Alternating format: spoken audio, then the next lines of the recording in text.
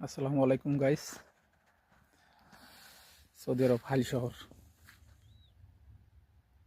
দেখেন, এগুলো সব বরফ। এই দেখেন গাইস,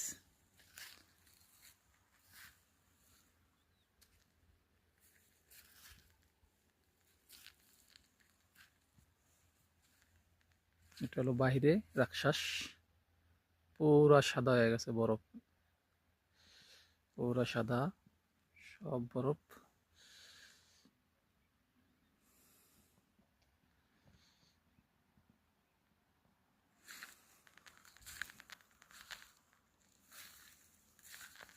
দেখেন কি পরিস্থিতি। এটা হলো বেতমাহামি। এটা পলিথিনের উপরেও সব বরফ জমে গেছে, সাদা হয়ে গেছে।